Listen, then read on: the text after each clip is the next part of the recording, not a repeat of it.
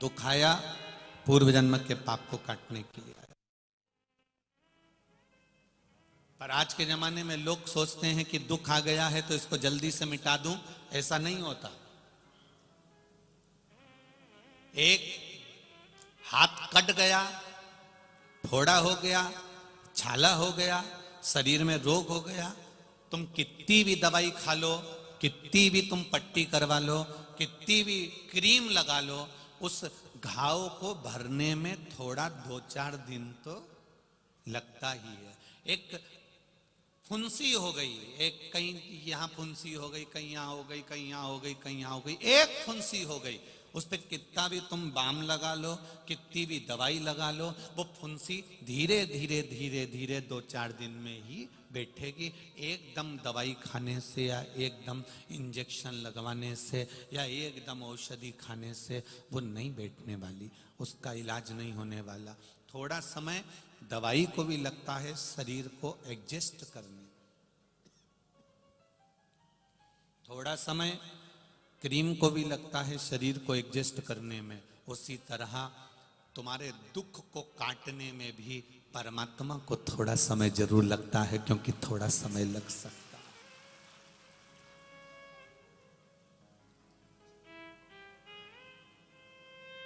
है। रोज रोज थोड़ा थोड़ा अगर क्रीम लगाया है, थोड़ा थोड़ा दवा लगाई है, थोड़ा थोड़ा तत्व लगाया है, तो वो उसका फल धीरे धीरे धीरे धीरे आराम तो मिलेगा। थोड़ा थोड़ा भगवत नाम करा है, थोड़ा थोड़ा कीर्तन करा है, शिव नाम को जपा है, तो उसका फल मिलेगा जरूर। थोड़ा रुक के धीरे धीरे। एक तुम्हारे यहाँ पर जब महाराष्ट्र में प्रवेश करते हैं ना, तो रोड के किनारे लिखा रहता है अति घाई, अति घाई दुखदाई।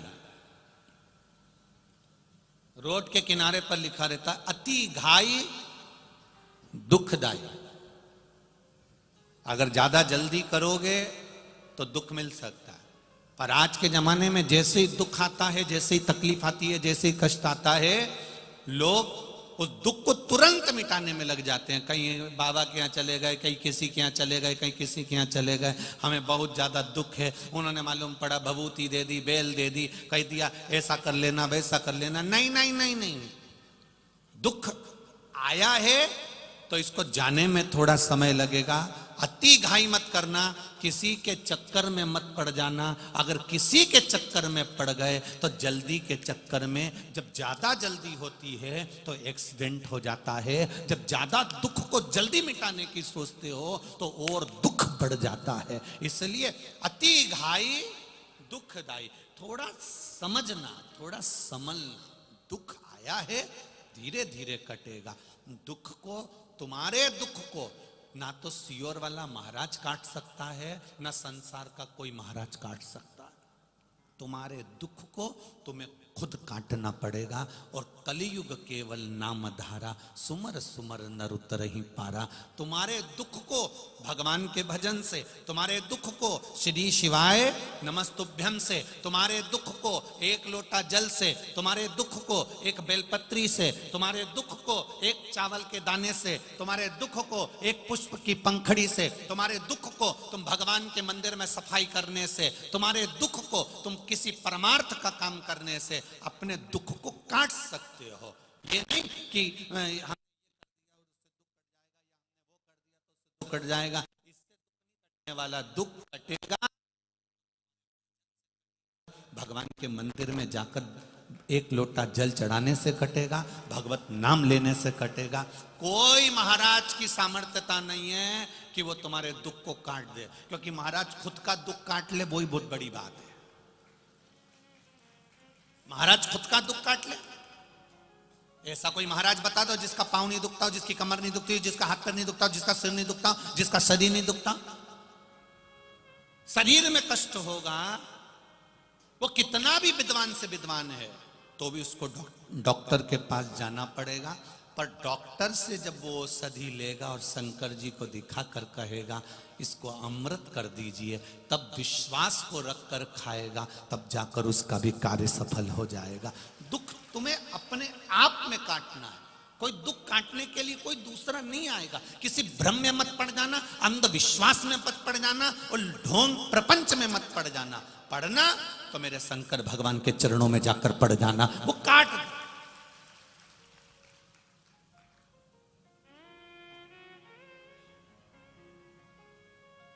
कई लोग कहते हैं गुरुजी इतने सारे महाराज आते हैं, संत आते हैं, कथाकार आते हैं, वो सबसे मिलते हैं, आप क्यों नहीं मिलते हो किसी से? हमसे मिलकर करोगे क्या? हम ना तो कुछ बताते हैं और ना हम कुछ जानते हैं, हमको कुछ आता भी नहीं। केवल ये व्यासपीठ है, ये कुबेरेश्वर बाबा की शिव महापुराण की पोथी है और बाबा का भजन है, श्री शिवाय नमस्तुभ्यं मंत्र है और एक लोटा जल है। बस इतना जानते हैं कि एक लोटे जल को चढ़ाते चढ़ाते जब सियोर वाला महाराज भी यहाँ तक पहुँच सकता है तो आप भी उस जल के सहारे वहाँ तक पहुँच सकते हो। किसी का भाग्य लिखना या किसी का भाग्य बताना या आपके जीवन में क्या हो रहा है ये बताना हमारे बस की बात नहीं है। हमें कोई विद्या या कोई सिद्धि हमारे पास में नहीं है। हम तो केवल भगवान का भजन करते हैं और आपसे भी करवाते हैं, क्योंकि दुख कोई दूसरा नहीं काट सकता, दुख आपको स्वयं काटना है। पत्नी का सिर दुखेगा, पति बाम लगा सकता है, पति दवाई लाकर दे सकता है, पर पत्नी के सिर दर्द को पति ले सकता है क्या? बोलो, जम के बोलो, नहीं ले सकता। दर्द उसको ही सहन करना पड़ेगा, दर्द उसको सहना पड़ेगा। जब एक पति पत्नी के सिर दर्द को नहीं ले रहा है, दवाई दे देगा, औषधि दे देगा, बाम लगा देगा, पानी ला देगा, चाय बना के पिला देगा, सब कुछ कर देगा, पर उसके दर्द को पति नहीं ले सकता। पति के दर्द को पत्नी नहीं ले सकती, भाई के दर्द को भाई नहीं ले सकता। पर इतना जरूर हो सकता है कि जैसे पत्नी दवाई खाएगी तो पत्नी का सिर दर्द बंद होगा। अगर आप शंकर के मंदिर जाओगे तो आपका दुख कट जाएगा, ये निश्चित। आप उसकी चौखट पर जाइए, आप उसके दरवाजे पर जाइए, आप उसकी शरणागति पर जाइए, और जब आप शरणागति में पहुंचोगे, उसके भजन में पहुंचोगे, उसके कीर्तन में पहुंचोगे, उसके मंत्र जाप में पहुंचोगे। यहां 7 दिन आप लोग आए हो, 7 दिन यहां पर लोग आए हुए हैं।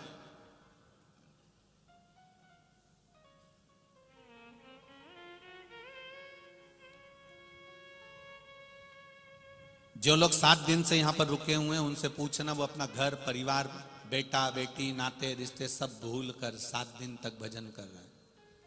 उनको कोई मतलब नहीं, यहां से जाएंगे तब उनको परिवार में फिर पहुंचेंगे तो फिर परिवार की याद आएगी, फिर लगेगा कि हम परिवार में फिर आ गए।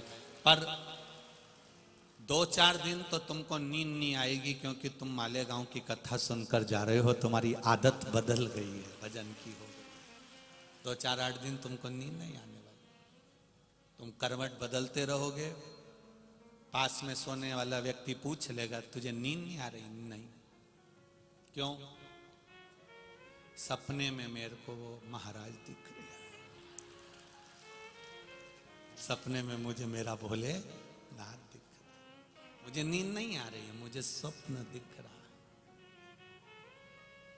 खानो नहीं भावे मुझे, पीनो नहीं भावे, दौड़ दौड़ मन सत्संग जावे। जब मुझे बस केवल भगवान की भक्ति नजर आ रही है, केवल भक्ति और कुछ भी। भजन का जब बल बढ़ जाता है तब कुछ भी दिखता नहीं। गुरुजी ने पूछा था कौरवों से भी और पांडवों से भी, इस पेड़ पर क्या दिख रहा है? तो कोई के पेड़ दिख रहा है, कोई के पक्षी दिख रहा है, कोई के उसके पंख दिख रहे हैं, कोई के उसके पास फल दिख रहा है। केवल एक था जिसने कहा पक्षी का केवल नेत्र नजर आ रहा है, जिसने एक निशाना बना लिया है कि मुझे अगर दुख आएगा मैं किसी के पास नहीं जाऊंगा। जिसने एक निशाना बना लिया, एक लक्ष्य बना लिया कि मुझे दुख आएगा मैं किसी के पास नहीं जाऊंगी, डॉक्टर को दिखाऊंगी और फिर महादेव के पास जाकर कह दूंगी कि तेरे भरोसे पर दिखा के आई। दुख खाएगा, उसको निपटने का तरीका भी आपको आना चाहिए।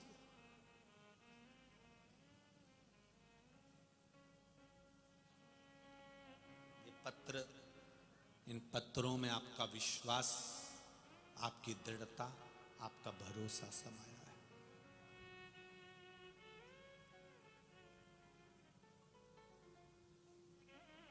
सब कुछ टूट जाए,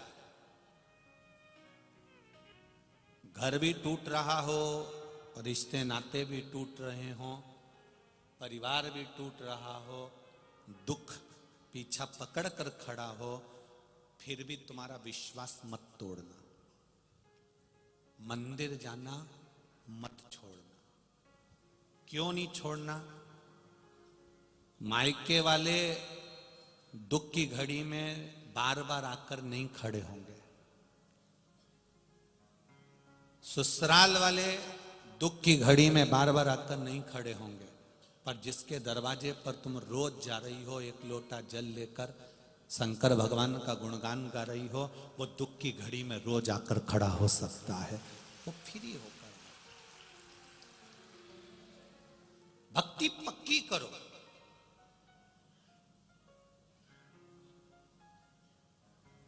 जब भक्ति पक्की हो जाएगी, जब विश्वास पक्का हो जाएगा, फिर आप डोल नहीं सकते।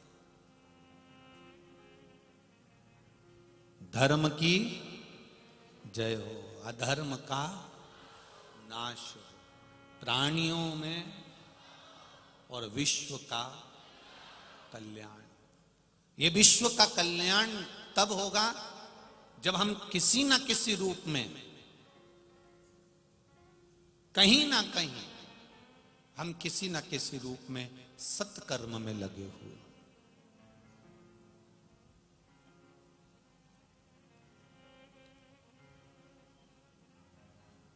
किसी ना किसी रूप में सत्कर्म में लगे।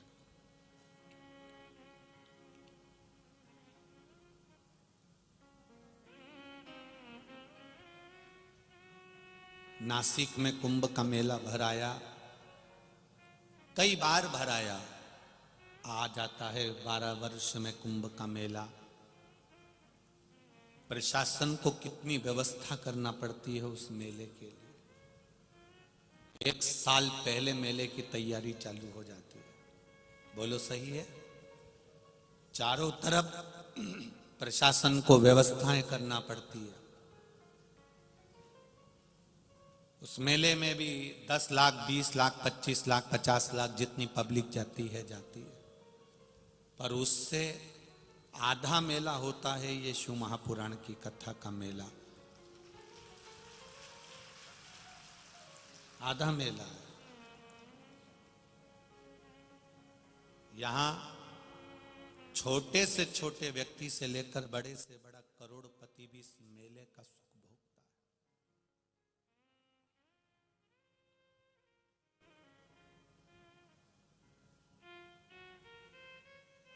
कुंभ के मेले में कभी पत्नी खो जाती है, कभी पति खो जाता है, कभी बच्चे खो जाते हैं, कभी पड़ोसी खो जाता है, कभी माता खो जाती है, कभी पिता खो जाता है, कभी बहन खो जाती है, कभी भाई खो जाता है। पर शिव महापुराण के मेले में लोग भगवान शंकर में खो जाते हैं।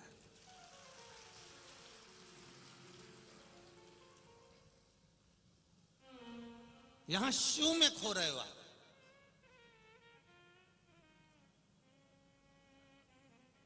यहां कोई किसी को नहीं ढूंढ रहा। यहां कोई किसी को ढूंढने लगा भी नहीं है कि इसको ढूंढा जाए या उसको ढूंढा जाए। यहां तो केवल अगर ढूंढने में लगे हुए हो तो महादेव को ढूंढने में लगे हुए हो कि मेरा भोला, मेरा शंकर ये निश्चित है एक दिन मेरे दुख को हरने आएगा।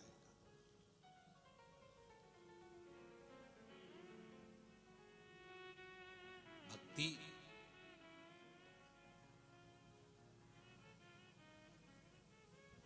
जितनी भक्ति को भर सकते हो, जितने भजन को भर सकते हो, उतना भर लो। पाप ज्यादा आ जाए तो उसको ले जाके खाली कर दो। जैसे कल कथा में कहा था, सोयाबीन ज्यादा आ जाए, गेहूं ज्यादा आ जाए तो उसको मंडी में खाली कर दिया जाता है। और पाप ज्यादा आ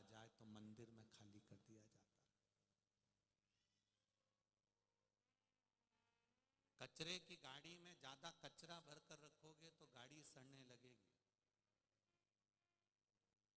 सड़ेगी कि नहीं सड़ेगी? तुम्हारे घर की एक लोहे की बाल्टी, लोखंड की बाल्टी, लोखंड का डब्बा, उस लोखंड के डब्बे में बहुत दिन तक कचरा भरकर रखना, खाली मत करना। जंग लगेगी कि नहीं लगेगी? वो डब्बा खराब होगा कि नहीं होगा? सड़ेगा कि नहीं सड़ेगा? वो डब्बा सड़ने लगता है। बहुत दिन तक लोहे की बाल्टी में, प्लास्टिक की बाल्टी में, एल्युमिनियम, स्टील, कोई भी बर्तन में आप रख कर रखिए, पीतल, एल्युमिनियम जो में रखोगे वो सड़ने लगेगा। बहुत दिन तक कचरा रखोगे तो बर्तन सड़ने लगेगा। इसलिए इस मन रूपी बर्तन में बहुत दिन तक अहंकार को मत रखना, लोभ को मत रखना, दुश्मनी को मत रखना, कपट को मत रखना, बेईमानी को मत रखना, वरना ये बर्तन सड़ने लगेगा, बदबू मारेगा। बर्तन बदबू मारने लगता है।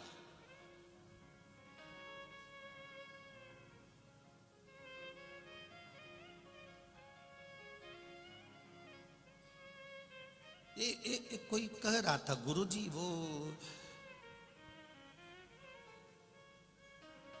मेरी देवरानी का मन तो बिल्कुल भी कथा में नहीं लगता और मेरा मन कथा में लगता है।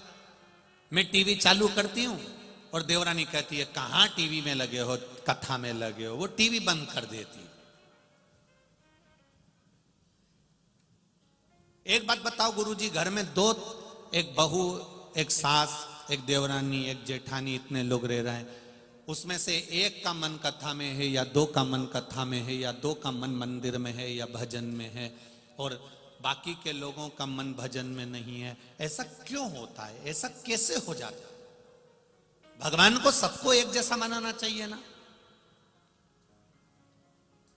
जब पति भजन करता है तो पत्नी को भी भजन वाला बनाओ, बहन भजन करती है तो भाई को भी भजन वाला बनाओ, माँ अगर भजन करती है तो बच्चों को भी भजन वाला बनाओ। पर ये क्यों भगवान ऐसा करते हैं कि इनको बिना भजन का बना देते हैं, हमको भजन वाला बना देते हैं? हमने कहा ये आज का नहीं है, ये पुराने जमाने का है। आपने पूर्व में कोई अच्छा काम करा होता है तो इस जन्म में तुम भजन में लगे रहते हो, भगवान की भक्ति में लगे रहते हो। पूर्व के पुण्य से तुम्हें आज कथा सुनने को मिल रही है, भजन करने को मिल रहा है, सत्संग करने को मिल रहा है। भगवान मौका दे रहा है कि पूर्व में जो तूने पुण्य करा था तो ये मनुष्य का शरीर मिल गया, अच्छा शरीर मिल गया, परिवार अच्छा मिल गया, कुटुंब अच्छा मिल गया, इसको और बढ़ा ले तो तू थोड़ा भजन और कर ले। ये भगवान की कृपा से प्राप्त हुआ है। पूर्व में अच्छे थे तो आज भी तुम अच्छे हो और पूर्व में गड़बड़ थे तो आज भी तुम गड़बड़ हो। और नहीं मानो तो एक प्रैक्टिकल करके देखना। एक डब्बी में हींग, क्या हींग जो सब्जी में डालती हो, अचार में डालती हो, एक डब्बी में हींग रख देना। डब्बी में से हींग रखने के बाद में 2-4-8 दिन के बाद वो डब्बी को खाली कर देना। पानी से धो लेना, साबुन से धो लेना, सर्फ से धो लेना, फिर खोलना सुखाने के बाद। हींग की बदबू जाएगी कि नहीं जाएगी? बोलो बोलो, जम के बोलो। नहीं जाएगी। डब्बी को कितना धोया, साबुन से, सर्फ से, पानी से, गर्म पानी से, पर हींग की बदबू, हींग की खुशबू नहीं गई। उसी तरह पूर्व में जो तुम थे वो हींग की डब्बी भले खाली कर दी। पहले अपन ना जाने क्या थे, कोई कुछ था, कोई कुछ था। 84 लाख योनियां काटी हैं, ये हींग की डब्बी ना जाने कितनी बार खाली हो गई। अगर भजन में लगे हो तो समझ लेना वो हींग की खुशबू अभी तक नहीं गई है, वो अभी तक। डब्बी भले खाली कर दी, डब्बी भले धो दी, डब्बी भले साबुन से, सर्फ से, सबसे धोई गई, पर वो हींग की बदबू, हींग की खुशबू नहीं गई।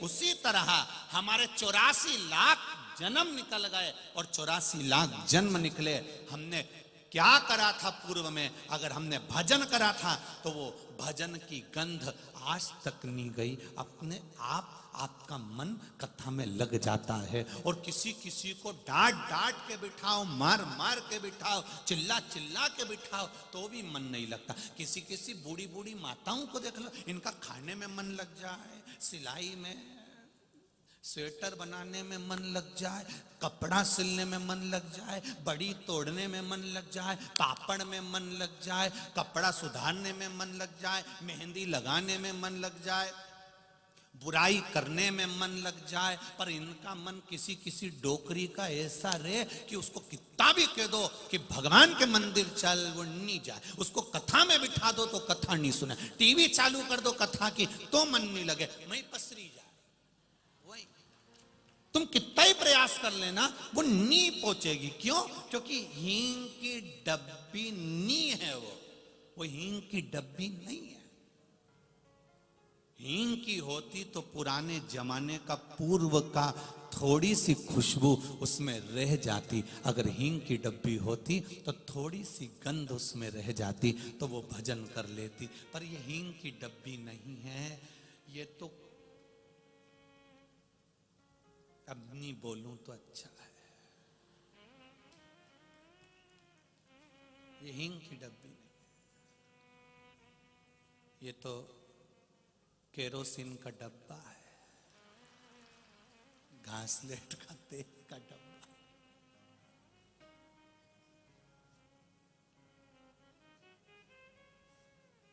घासलेट के तेल का डब्बा देखा तो लग रहा केरोसिन का डब्बा। उसको भी धो दो, साफ कर दो, परंतु उसमें फिर एक गिलास पानी डाल दो तो उसमें 2-4 बूंद ऊपर तैरती हुई अलग से दिखे, ऐसे डोकरी अलग से जाए, ये मिले ही नहीं इसमें भजन।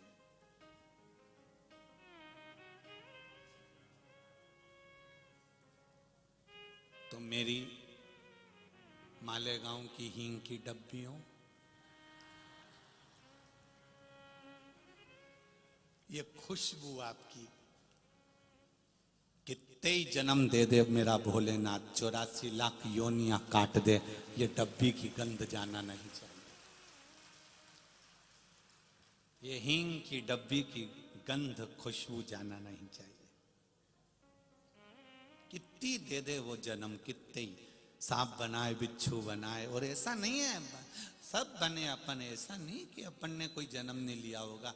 आप भी कुछ ना कुछ बने होंगे पूर्व में, हम भी कुछ ना कुछ बने होंगे।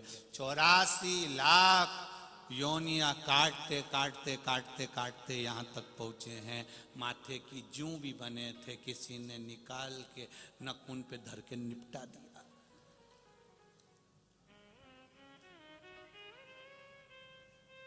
गेहूं सोयाबीन के कीड़े भी बने थे, धूप में पटक के निपटा दिया।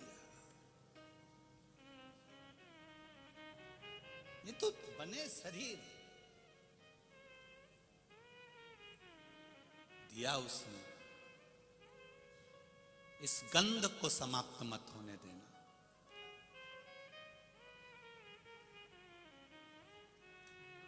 कोई तुमसे कह दे, होता है कभी कभी जो मकान बनता है, आपके घर में बाथरूम बनी है, बोलो तो बनी है। अगर समझदार मिस्त्री मिल गया, छत बनाने वाला, बाथरूम बनाने वाला, घर बनाने वाला, समझदार मिस्त्री मिल गया, समझदार मिल गया, तो वो जो बाथरूम बनाता है ना, तो बाथरूम में जब वो टाइल्स लगाता है, पत्थर लगाता है, तो ऐसा थोड़ा सा ढाल करके लगाता है। ढाल कर कर क्यों? पानी यहां डलेगा और वो वहां पाइप में चला जाएगा, खड्डे में चला जाएगा। जो मिस्त्री समझदार नहीं होता तो वो एकदम चपटा धर दे, तो पानी वहीं की वहीं भरा रहे, परंतु वो निकले। फिर क्या करना पड़ता है उसको? पानी जब नहीं निकलता तो क्या करते हो? फिर वही बाथरूम में जैसे हम अग्रवाल जी के यहाँ ठहरे हैं, तो हम जिस कमरे में ठहरे हैं कक्ष में, उनके बाथरूम में प्लास्टिक की झाड़ू रखी। क्या करना पड़ता है? बोलो, जम के बोलो जरा। फिर वो झाड़ू से झाड़ झाड़ के उस पानी को उस खड्डे तक लेकर जाना पड़ता है। आपके भी बाथरूम में झाड़ू रखी होगी हो, ऐसी झाड़ने वाली, पानी निकालने के लिए। फिर वो खड्डे में ले जाना पड़ता। जैसे दो तरह की बाथरूम होती है, दो तरह की छत होती है। एक ढाल में होती है, पानी यहां डाला सीधे पाइप में, और एक छत एकदम सीधी, बाथरूम का फर्श एकदम सीधा, जाए नहीं तो झाड़ू से झाड़ झाड़ कर निकाला जाता है। उसी तरह दो तरह के लोग होते हैं। एक ढाल में होते हैं, जैसी कथा चालू हुई 2 बजे टीवी खोल के बैठ गए या कथा में जाकर बैठ गए। और एक ऐसे होते हैं जिनको झाड़ झाड़ के ले जाना पड़ता, चाल चाल चाल, तब जाकर वो कथा में पहुंच पाते। बोलो रीजी जी, सही है कि गलत है? तुम जितने बैठे हो ये सब झाड़ू से निकलने वाले नहीं। तुम ढाल में हुए हो। जितने लोग शिव महापुराण की कथा आस्था चैनल पर सुन रहे हैं, जितने लोग फेसबुक यूट्यूब पर सुन रहे हैं, जितने इस मालेगांव की पावन धरा पर बैठकर लाखों की संख्या में कथा सुन रहे हो, तुम विश्वास रखना, तुम को जिसने बनाया वो मिस्त्री साधारण नहीं है, तुम्हारे माता पिता साधारण नहीं है, इसलिए उन्हें ढाल में बनाया। तुम्हारे माता पिता का संस्कार तुम्हारे साथ में है, तुम्हारे माता पिता की सभ्यता, संस्कृति, उनका संस्कार, उनका ज्ञान तुम्हारे साथ में है, इसलिए तुम हमेशा ढाल में रहते हो। तुम्हारा मन कथा में, सत्संग में, भजन में, मंदिर में, कीर्तन में लगा रहता है। कहीं कहीं के ऐसे होते हैं जिनका मिस्त्री अच्छा नहीं होता, तो वो ढाल में पैदा नहीं होते। फिर उनके मिस्त्री कहते हैं कि जा कथा में चले जा, छोरे से कहते हैं मंदिर में एक लोटा पानी चढ़ाया, बहू से कहते हैं पशुपति व्रत कर ले, नहीं करती। फिर वो झाड़ू से झाड़ झाड़ उसे ले जाना पड़ता। तो मिस्त्री अच्छा होना चाहिए। और मेरा विश्वास कहता है जिसके माता पिता मिस्त्री के रूप में बच्चों को जन्म देते हैं तो बच्चे संस्कारित होते हैं, अगर श्रेष्ठ मिस्त्री है तो। आज आपको देखकर 10 लाख से ज्यादा लोग इस कथा को श्रवण कर रहे हैं मालेगांव की इस पावन धरा पर। जिस मालेगांव की कैपेसिटी इतनी नहीं है, जितने से ज्यादा लोग इसमें आ गए हैं। इस मालेगांव के कथा में जो लाखों लोग कथा को श्रवण कर रहे हैं, आपको नमन करने से पहले मैं आपके माता पिता जो मिस्त्री हैं उनको नमन करता हूं। उन्होंने ढाल में बनाया। गर्भ में जब बच्चा था भजन करा, मंदिर गए, कीर्तन करा, रामायण पढ़ी, भगवत भजन में लगे रहे, तो संतान भी ढाल में हुई, भगवान की भक्ति में, भजन में। तुम छोटे छोटे बच्चों को देखना पानी चढ़ाते हैं, समझ लेना उनके मिस्त्री जोरदार हैं, उनके माता पिता बहुत अच्छे हैं जिन्होंने ऐसा संस्कार दिया। और कई कई ऐसे होते हैं जिनको झाड़ू से झाड़ झाड़ के, बहुओं से कहते हैं, सास भी कहती है चलो कथा में चलो, टीवी पे आ रही है बेटा, कथा देख ले, महाराज बहुत जोरदार बोल रहा है, 5 मिनट सुन ले। बहू कहती है मम्मी तुम तो फ्री हो, मेरे पास कहां टाइम है, मेरे पास में वक्त नहीं है।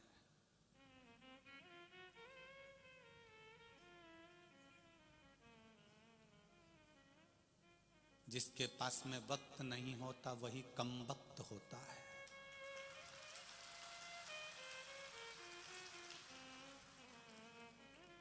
दोनों को अलग कर दो ना, कम वक्त।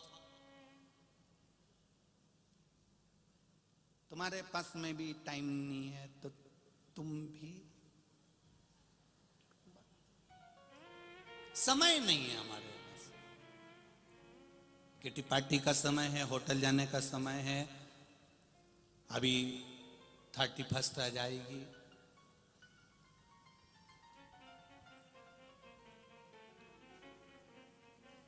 समय है, पर भजन का समय नहीं। साधु आता, आपके नजदीक में अगर कोई देवालय है, शिवालय है, शंकर भगवान का कोई शिवालय आपके नजदीक में है, प्रयास करना 2 कदम चलकर वहां तक जाना। ये अंग्रेजी नया वर्ष आ रहा है, हमारा सनातनियों का नया वर्ष तो नूतन चैत्र से आता है, पर फिर भी नवयुवक बच्चे अगर इसको मनाते हैं, करते हैं, हम उनको कुछ रोकेंगे टोकेंगे नहीं, पर इतना जरूर कहेंगे कि अगर मना भी रहे हो तो होटल में और वेसन में नहीं, महादेव के मंदिर जाना और 1 लोटा जल चढ़ा कर आना। कोई शिवालय पास में हो, कोई देवालय पास में हो, कोई प्रसिद्ध स्थान पास में हो, कोई तीर्थ पास में हो, तो भगवान की शरणागति में मना, शरणागति में मना।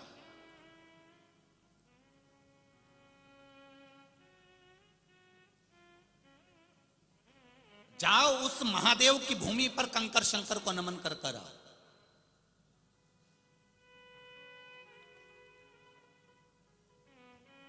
कल सीहोर से फोन था तो कह रहे थे गुरुदेव बहुत भक्त लोग सीहोर आ रहे हैं। हमने कब छुट्टियां लग गई हैं तो भक्तों का भाव है कुंवरेश्वर बाबा को प्रणाम करना, नमन करना।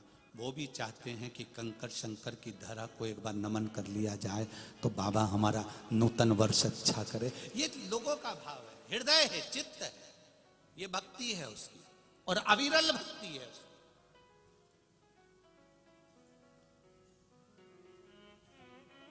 कहीं देवालय में जाकर, कहीं शिवालय में जाकर,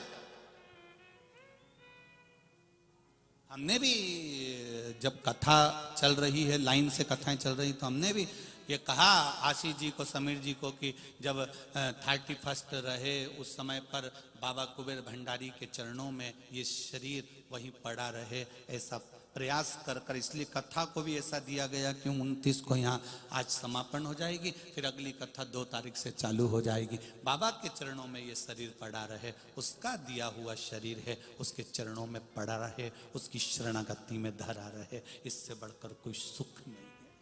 आप भी बनाओ भगवान शिव के चरणारविंद से, भगवान के चरणारविंद में जाकर, देवालय में जाकर, अपने नजदीक में जो शंकर का मंदिर हो, जो शिवालय हो, उसके चरणों में जाकर मनाए। बोल बम का नारा है, बाबा एक सहारा। लोग कहते हैं गुरुजी हम घर में मंदिर बनाना चाहते हैं। हम उनसे कहते हैं घर में मंदिर मत बनाओ, मंदिर में घर बनाओ।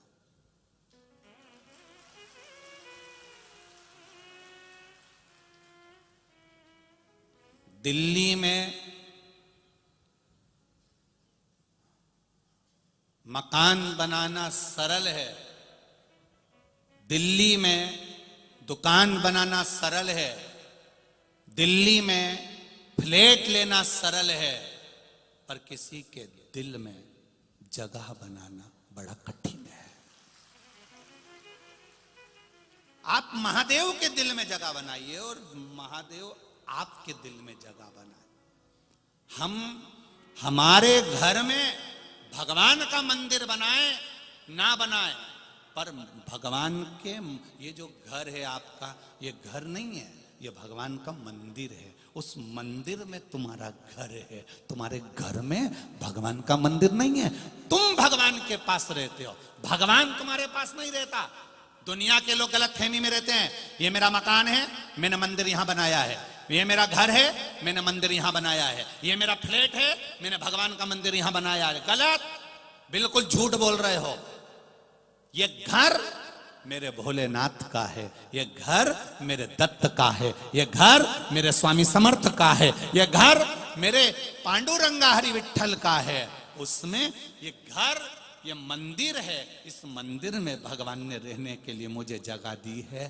भगवान क्योंकि माता पिता हैं, माता पिता अपने बच्चों के सोने के लिए अच्छा बड़े से बड़ा रूम देते हैं, और बुजुर्ग माता पिता छोटे से हॉल में, कमरे में पड़े रहते हैं। भगवान भी कहता है तू मेरी संतान है, तू अच्छे कमरे में रह, मेरे लिए छोटी सी जगह बहुत है, क्योंकि मैं छोटा बनकर रहता हूं, कहीं पर भी आनंद करता रहता हूं, तू सुखी से रह। हमारे घर में मंदिर नहीं है, मंदिर में हमारा घर है।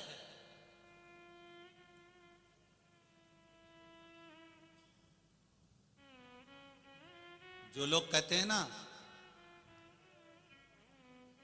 भगवान घर में रहते हैं, जो लोग कहते हैं भगवान घर में रहते हैं, जो लोग कहते हैं भगवान मंदिर में रहते हैं, वो झूठ कहते हैं। भगवान को रहने के लिए मंदिर और घर की जरूरत नहीं पड़ती।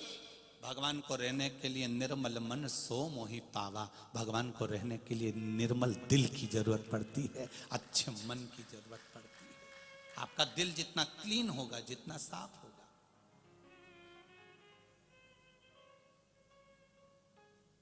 जितना मन साफ होगा, उतना परमात्मा तुम्हारे करीब में होगा, आता जाएगा। यहां से, इस व्यासपीठ से, आज विराम का दिन है, कथा के विराम दिवस है। हम तो आपको कुछ नहीं दे सकते, पर इतना जरूर कह सकते हैं, अगर आपने दिल से शिव को अपने दिल में बिठाकर, बिना कपट के, बिना छल के, बिना बेईमानी के, बिना प्रपंच के, कोई प्रपंच आपके जीवन में नहीं, और आपने अगर दिल से कथा सुनी है और वो अगर दिल में बैठ गया, तो तुम्हारे दिल में जितनी जितनी तमन्ना होगी वो आवाज देवाधिदेव महादेव पूरा कर देगा। वहां बैठा है, जो जहां रहता है वो वहां की सुनता है, जो जहां रहता है वो वहां की सुनता है। मालेगांव वाले को तो बड़ा बड़ा गौरव होना चाहिए, बड़ा आनंद होना चाहिए कि तुम्हारे नगर में दादा बाबू भूसे जी रह रहे हैं। हमारा एक मंत्री बैठने वाला शासन का हमारे नगर का है, तो हमारी बात सुनता है। उसी तरह जब तुम्हारी बात तुम्हारा मंत्री सुनता है, तुम्हारी बात जब तुम्हारे मंत्री श्रवण करते हैं, उसी तरह जैसे मालेगांव में मंत्री जी रहते हैं तो तुम्हारी बात सुनते हैं, तुम्हारे दिल में महादेव रहता है तो तुम्हारी बात सुनता है, निश्चित है सुनेगा।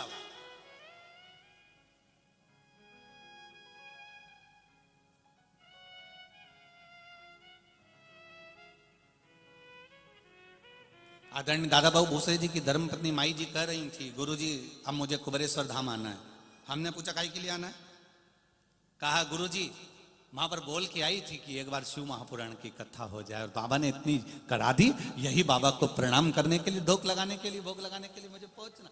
दिल से अगर कहा, हृदय से अगर कहा, आप कुबेरेश्वर धाम आते हो, शंकर भगवान तो वहां पर कहीं आपको कोई मूर्ति नहीं मिलेगी, पर कंकर को उठाकर आपने पूजन करा, और पूजन करने के बाद दिल से कहकर उस कंकर को ले जाकर एक साइड में, कहीं एक साइड में उसको रख दिया, कहीं एक साइड में, मत छोड़कर नहीं जाना।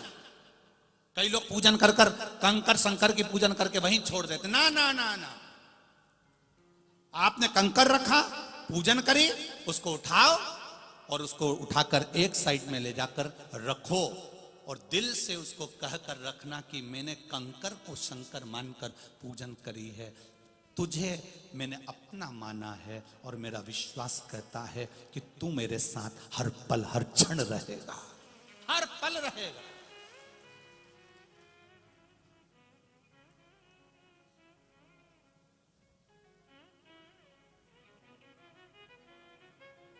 ऐसा कोई क्षण नहीं, ऐसा कोई पल नहीं जब महादेव तुम्हारे साथ में नहीं। इसलिए कहा कंकर शंकर है, जब तक श्वास चल रही है तब तक शरीर है, श्वास गई शव बन जाएगा। श्वास क्या है? शिव, भगवान शंकर श्वास के रूप में।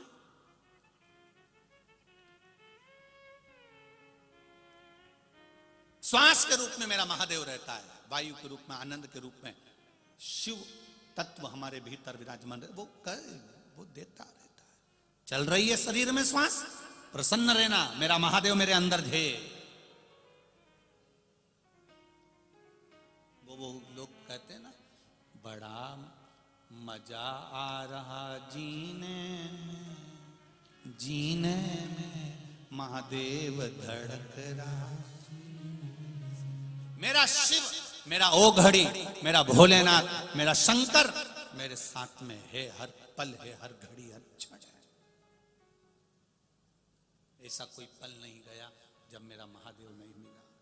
हरि ओम में ओम समाया है, मेरा भोला नगर में आया है।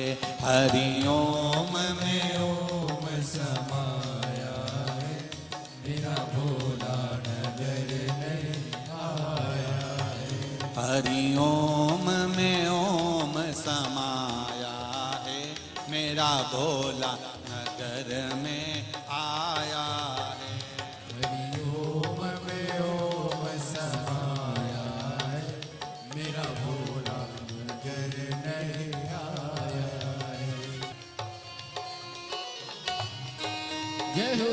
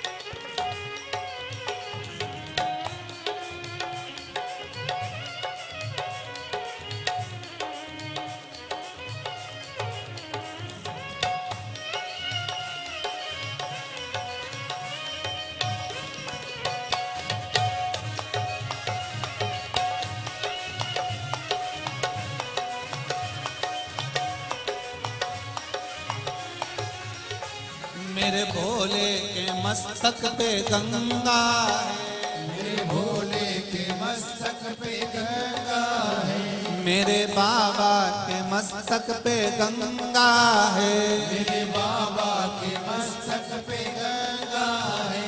ओ गंगा है, हाँ गंगा है, ओ गंगा है, हाँ गंगा है, हाँ गंगा है, हाँ गंगा है, माँ गंगा है, माँ गंगा है, माँ गंगा है,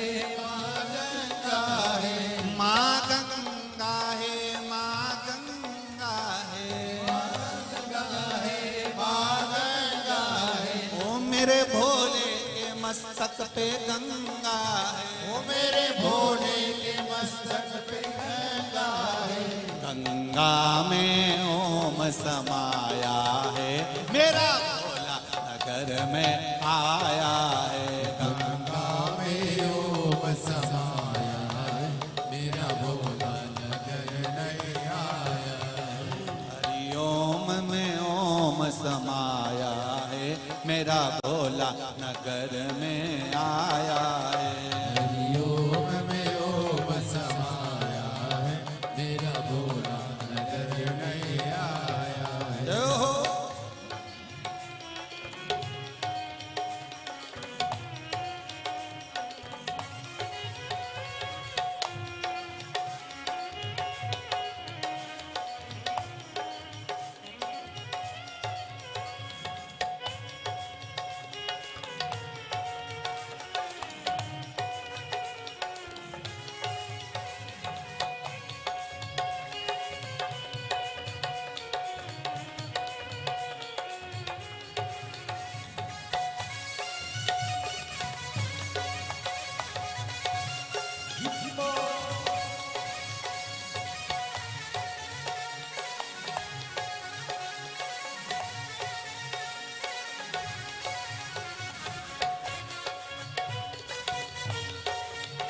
हरि बोल।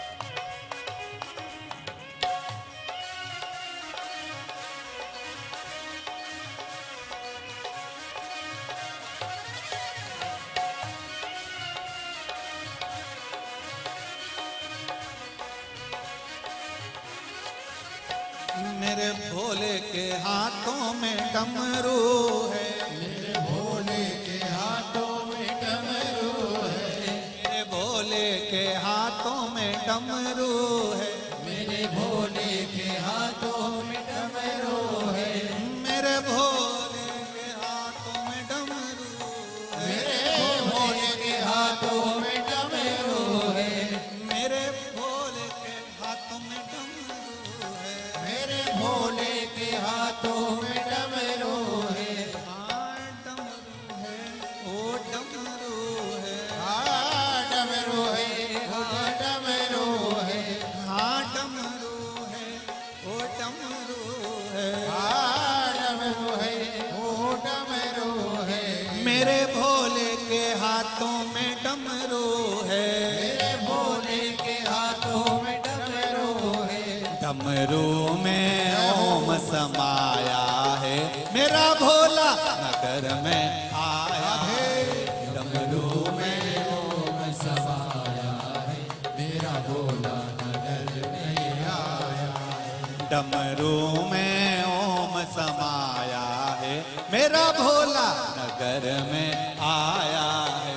डमरू में ओम समाया है, मेरा भोला नगर नहीं आया है।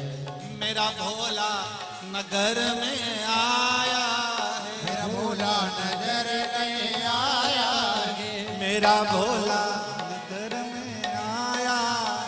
मेरा भोला नजर नहीं आया है। हरि ओम में ओम समाया है, मेरा भोला नगर में आया है।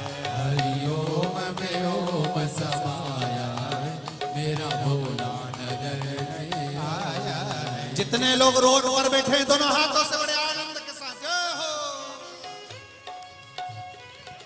हरि बोल। जो लोग दुकानों में बैठे, रोडों पर बैठे, बड़े आनंद के साथ जय हो। राधे।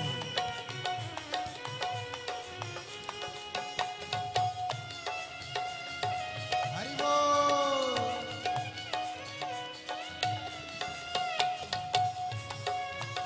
राधे।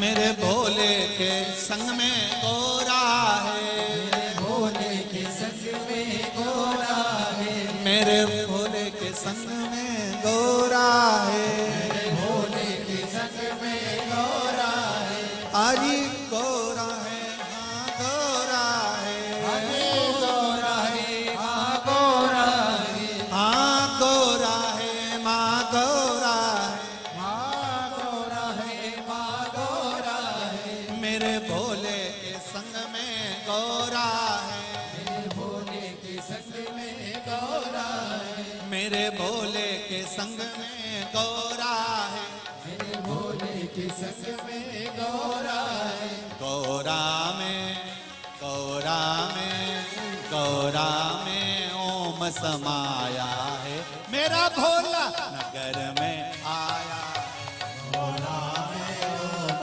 समाया है, मेरा भोला नगर में आया है, गौरा में ओम समाया है, मेरा भोला नगर में आया है, गौरा में ओम समाया है, मेरा भोला नगर में आया है, मेरा भोला नगर में आया है, मेरा भोला नगर में आया है, मेरा भोला नगर में आया है, मेरा भोला नगर में आया है, हरि ओम में ओम समाया है, मेरा भोला नगर में आया है, हरि ओम में ओम समाया है, मेरा भोला नगर में आया है, हरि ओम में ओम समाया है, मेरा भोला नगर में आया है, हरि ओम में ओम समाया है, मेरा भोला नगर में आया है, मेरा भोला नगर में आया है, मेरा भोला नगर में आया है, मेरा भोला नगर में आया है, मेरा भोला नगर में आया है, अपने स्थान पर बैठकर भगवान देवाधिदेव महादेव से प्रार्थना करेंगे, भाव से दिल से अपनी जगह बैठकर भगवान शिव से प्रार्थना करें। भगवान आज कथा का विराम दिवस है, मेरे भोलेनाथ आपके मूल मंत्र का स्मरण कर रहा हूं, आपके सम्मुख में बैठकर, आपकी छत्र छाया में बैठकर। हे मेरे शंभु, हे मेरे त्रिकालदर्शी, हे मेरे कैलाशी, हे मेरे कुबेरेश्वर बाबा, ऐसी कृपा करिए मेरे हृदय में आपकी भक्ति बढ़े, आपका विश्वास बढ़े। सब लोग दिल से बोलेंगे, साथ आनंद के साथ बोलेंगे। श्री शिवाय नमस्तु, श्री शिवाय नमस्तु, श्री शिवाय नमस्तु, श्री शिवाय नमस्तु, श्री शिवाय नमस्तु, भोला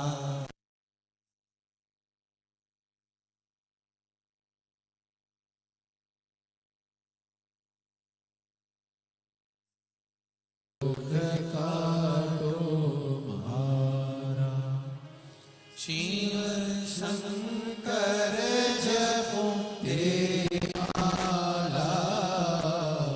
भोले बाबा जपो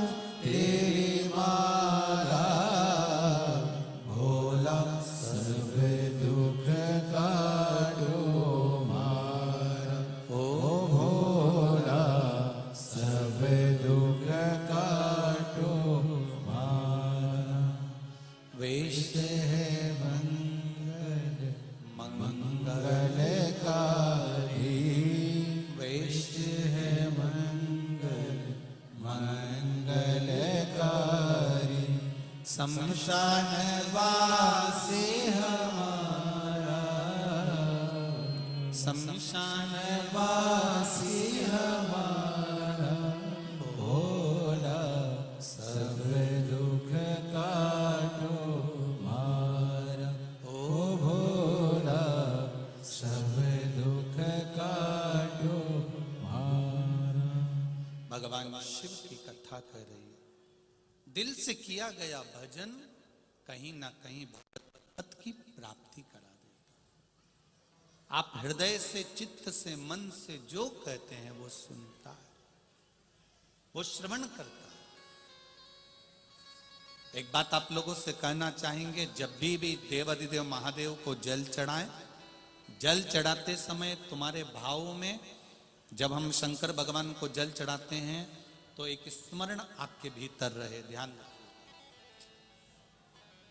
जैसे ये शिवलिंग है, ठीक है, ये जलाधारी है, गोलपीठी का जिस पर ये शिवलिंग रखा हुआ है, ये जलाधारी, बीच में अशोक सुंदरी, इधर गणेश जी, इधर कार्तिकेय जी, जिस पे शिवलिंग रखा हुआ है, ये माता पार्वती जी का हस्त कमल।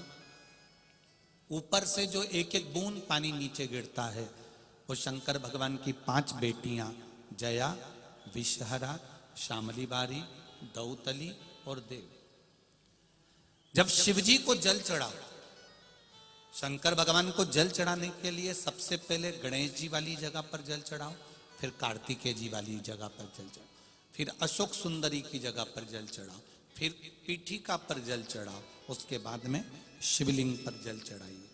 जब अपन किसी कामना के लिए अगर जल चढ़ा रहे हैं तो उसके लिए हमको ये ध्यान रखना पड़ेगा, पहले कहाँ चढ़ाना है, जहां से पानी नीचे गिरता है तो राइट में गणेश जी, लेफ्ट में कार्तिक, जो एक भाग होता है, यहाँ पर अपन ने जल चढ़ाया गणेश जी को, यहाँ चढ़ाया कार्तिकेय को, बीच में एक मोटी सी लाइन होती है जहां सुख सुंदरी विराजमान होती है, वहां जल चढ़ाकर और फिर जल को चारों तरफ घुमाने के बाद फिर शिव जी को समर्पित करो। एक बात और याद रखिए, जिन बेटे बेटियों की शादी नहीं हो रही, 30 साल, 32 साल, 35 साल, 40 साल, 28 साल, 27 साल हो गए, उनसे निवेदन है कि जब भी आप देवाधिदेव महादेव को जल समर्पित करें, जल चढ़ाने के बाद शुरुआत भी अशोक सुंदरी से करें और चढ़ाने के बाद में समापन भी शिवलिंग पे चढ़ाने के बाद अशोक सुंदरी पर करें।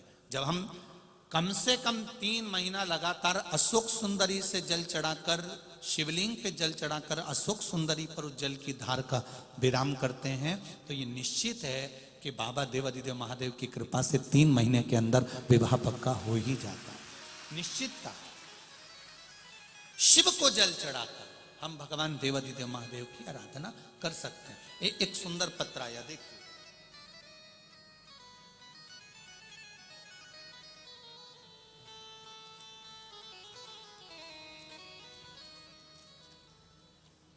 संगीता तुकाराम गोत्रे 40 गांव से मैं आई हूं।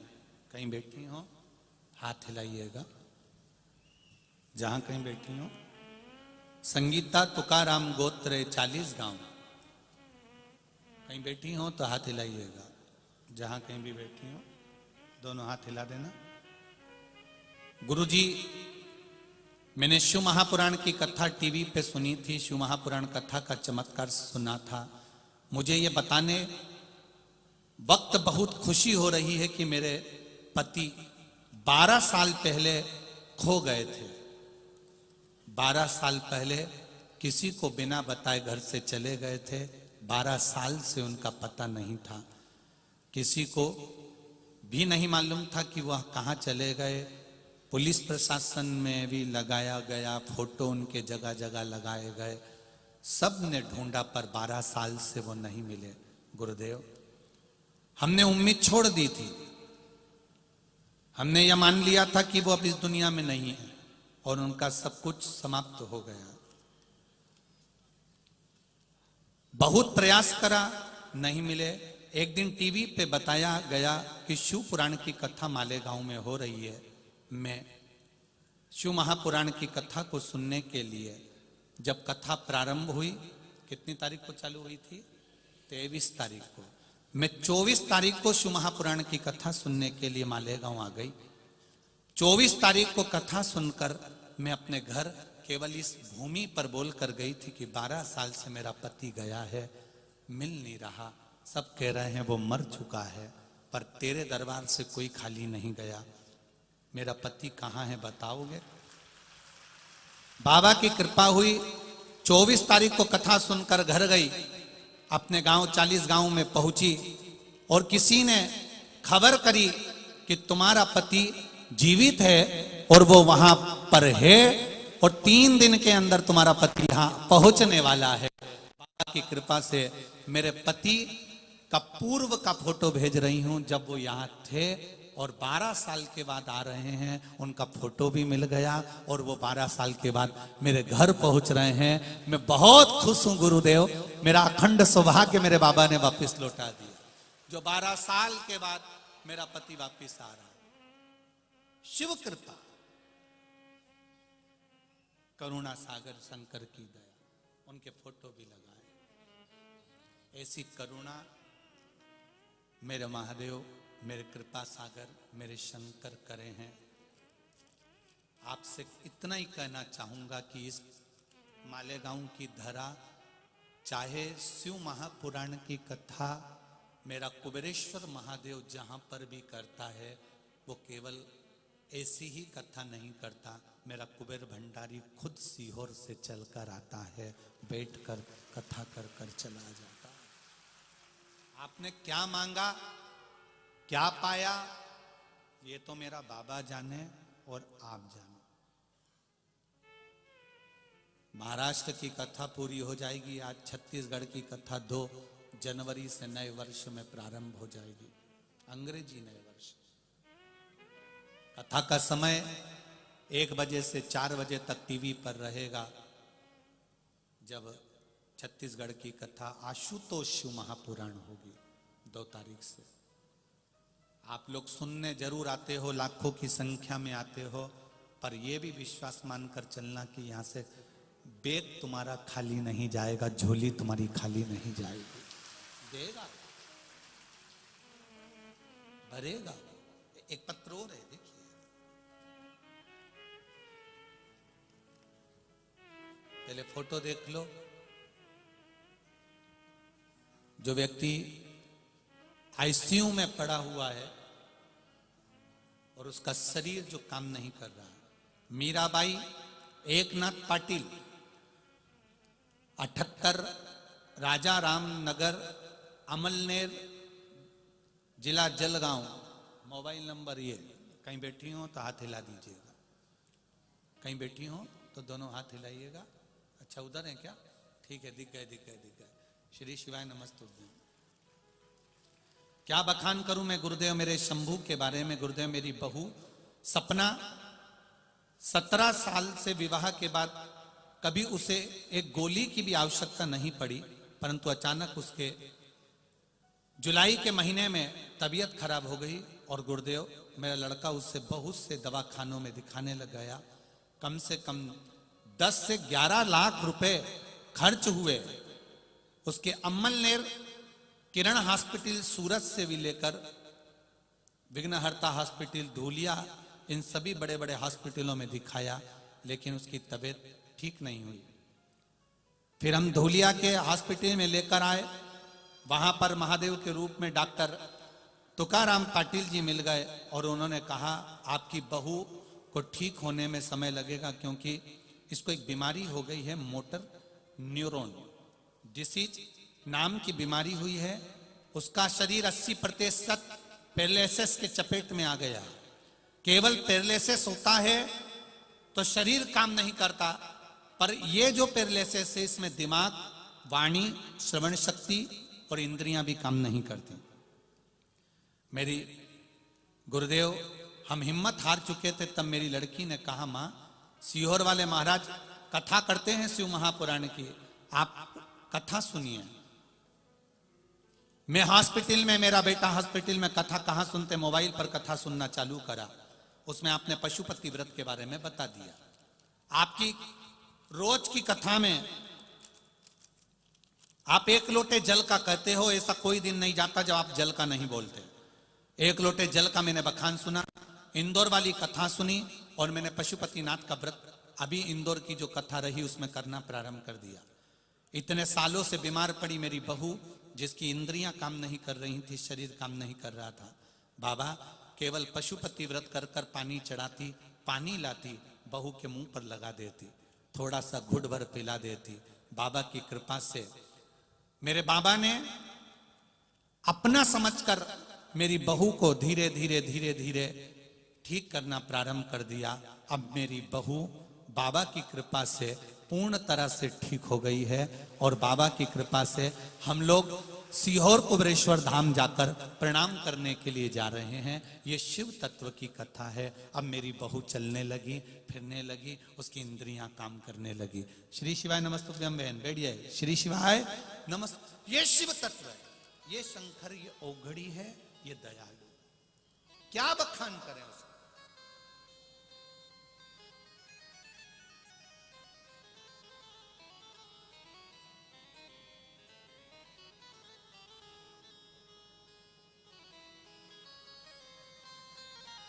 क्या बखान करें।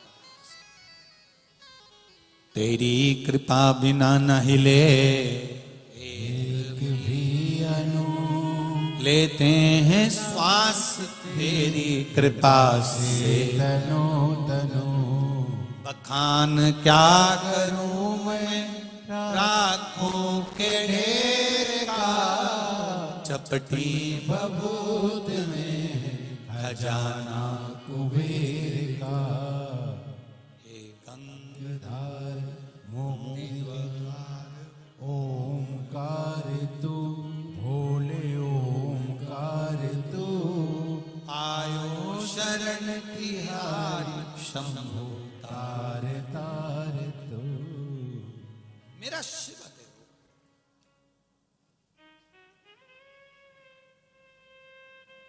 मेरा शंकर है ओगड़े।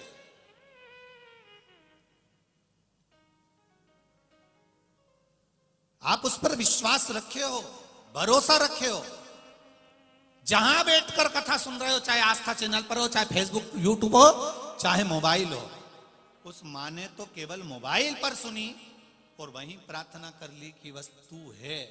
ये मुझे जागृत हो गया है कि तू है। और बाबा आएगा। रोटी जैसे अपन कह रहे हैं ना, आएगी, ट्रेन आएगी, बस आएगी, बहू पोता पोती आएंगे, सब कुछ आएगा। तो ये निश्चित है मेरा बाबा आएगा।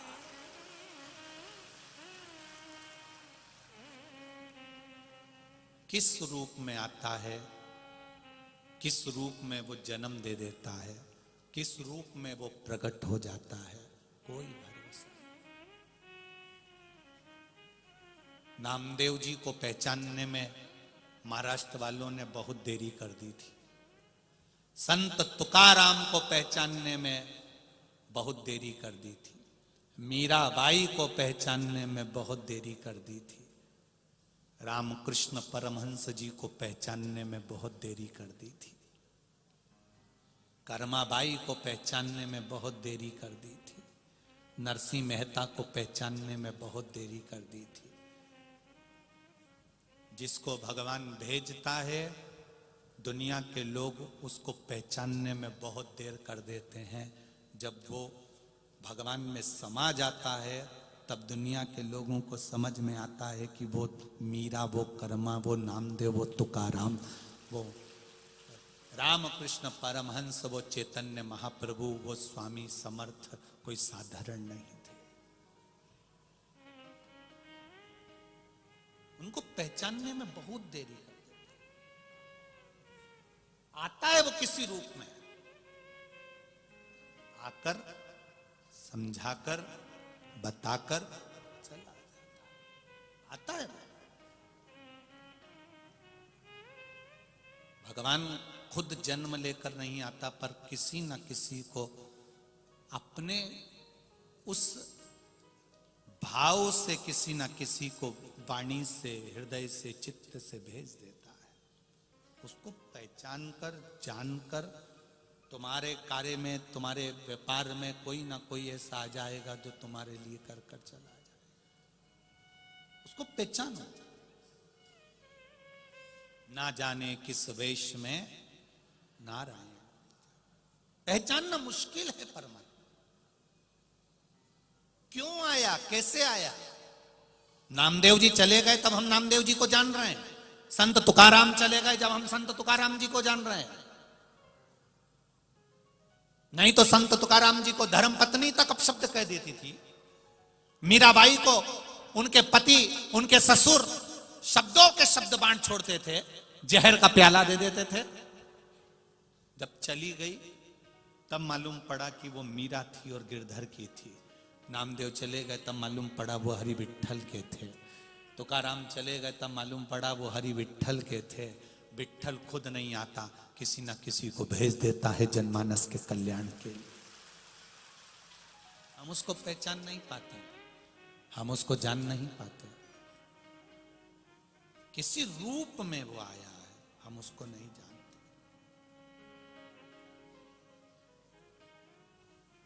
वो आएगा, चले जाएगा, बता देगा। ये उसकी भक्ति है। कर्माबाई खिचड़ी बनाती थी, भगवान को खिलाती। कई लोगों ने कहा इसको बनाना नहीं आती, बिना नहाए बना लेती है, अक्ल नहीं, इसमें बुद्धि नहीं। संतों ने समझाया, उसने नहाकर बनाया, भगवान स्वीकार नहीं कर। दिल से, हृदय से, भाव से जो रिझा लिया वो रिझा। हम भी आज कथा पूरी हो जाएगी कहकर चले जाएंगे। कई लोग उसको एक लोटे जल की महत्वता को जान जाएंगे, बेलपत्री की महत्वता को जान जाएंगे, शिव के हो जाएंगे। और कई लोग ऐसे होंगे कि हम चले भी जाएंगे उसके बाद में, जैसे नामदेव, तुकाराम, मीराबाई, कर्माबाई जैसे संतों की नित्य लोग बुराइयां करते रहते थे पहले भी, और संत अपना काम करते रहते थे। ऐसे कई ऐसे होंगे जो बुराइयां भी करेंगे, पर अपने को उस पर नहीं जाना, अपने को अपने शिव भक्ति पर जाना है, अपने को भगवान के भजन पर जाना। बुराई करने वाले भी बुराई करेंगे, अच्छाई करने वाले अच्छाई पकड़ लेंगे और विश्वास जागृत कर लेंगे कि मुझे एक लोटा जल चढ़ाना है। एक लड़के ने, जो लड़का कभी मंदिर नहीं जाता था, उसने पत्र लिखा है। उस पत्र को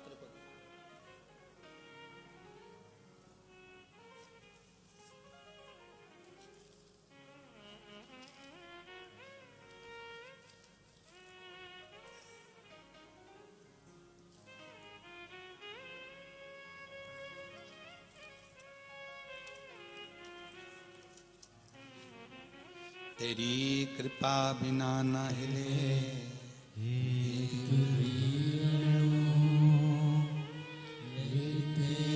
श्वास तेरी कृपा से तनो तनो। मेरा नाम किरण मनोज पाटिल है। कहीं बैठे हो तो हाथ हिलाइएगा। किसी बच्ची ने या पत्र लिखा है बेटी ने। मेरा नाम किरण मनोज पाटिल है। आप ही ने लिखा है? दोनों हाथ हिला दो एक बार। श्री शिवाय नमस्तुभ्यम। मेरा नाम किरण मनोज पाटिल है गुरुदेव। मेरी तबीयत अचानक से खराब हो गई।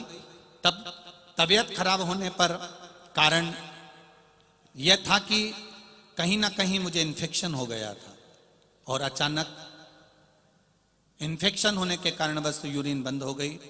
डॉक्टर को दिखाया, पचोरा के हॉस्पिटल में भर्ती किया गया। गुरुदेव, मेरे घर वाले रोज एक लोटा जल चढ़ाते। घर वाले भी परेशान हो गए कि इसको हो क्या गया, एकदम नवयुवक बच्चे, उनको क्या हो गया। जल चढ़ाकर मुझे देते। धीरे धीरे मेरा स्वास्थ्य ठीक हुआ।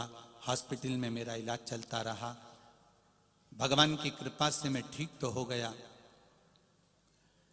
फिर जब थोड़ा सा अंतर आया, फिर मेरा स्वास्थ्य फिर खराब हो गया। फिर डॉक्टर ने मुझे जलगांव के हॉस्पिटल में भेज दिया। और वहां पर एडमिट किया गया। फिर हॉस्पिटल में मेरी तबीयत वहां पर भी खराब हुई। धीरे धीरे मेरी माँ ने जल चढ़ाया, एक बेलपत्र लाकर मेरे सिराने के पास में रखना चालू करा। उस बेलपत्री का बल का क्या वर्णन करूं गुरुदेव। मैं उस हॉस्पिटल में ठीक हो गया, घर आ गया। मेरी माँ से पूछा, माँ डॉक्टर ने तो बहुत कुछ कह दिया था, मेरा स्वास्थ्य ठीक कैसे हुआ? माँ कहती, 1 लोटा जल मैंने शिव जी पे चढ़ाया है। गुरुदेव उस दिन से मैंने भी 1 लोटा जल चढ़ाना चालू करा कि तूने मेरा अगर शरीर अच्छा कर दिया है तो मेरी जॉब, दुनिया के लोग कहते हैं कि तू सरकारी नौकरी नहीं कर सकता, मैंने भी 1 लोटा जल चढ़ाकर सरकारी नौकरी के लिए शिव जी को चढ़ाना प्रारंभ करा। और गुरुदेव PWD में मेरी नौकरी सरकारी बाबा ने मुझे दिला दी। मैं बाबा को यहाँ प्रणाम करने आया। श्री शिवाय नमस्तुभ्यम। बैठिए बाबू, हर हर महादेव। शिव तत्व इसको कहते हैं। बाबा ने मेरी नौकरी PWD में लगा दी। लोग कहते हैं कि गुरुजी शिव क्या सुनते हैं? एक बेलपत्री क्या 1 लोटा जल इतना असर दिखा सकता है? कई लोग गलत कई, जब नामदेव जी, तुकाराम जी, मीराबाई, कर्माबाई, रामकृष्ण परमहंस, नरसिंह मेहता जी को लोगों ने नहीं छोड़ा, भारत के पुराने संतों को लोगों ने नहीं छोड़ा, तो निंदा करने वाले तो रोज उनको कुछ ना कुछ लगा रहेगा। रोज निंदा करेंगे। क्या बेलपत्री चढ़ाने से ऐसा हो जाएगा? शहद लगाने से हो जाएगा? जल चढ़ाने से हो जाएगा? बेलपत्री खिलाने से हो जाएगा? जिसके भीतर विश्वास होता है इस नवयुवक लड़के जैसे कि नौकरी सरकारी लगा सकता है, तो वो साधारण नहीं होता, वो साधारण नहीं हो सकता। विश्वास जागृत होगा तो वो मिलेगा जरूर। भरोसा होना चाहिए। एक लड़की ने लिखा, देखो,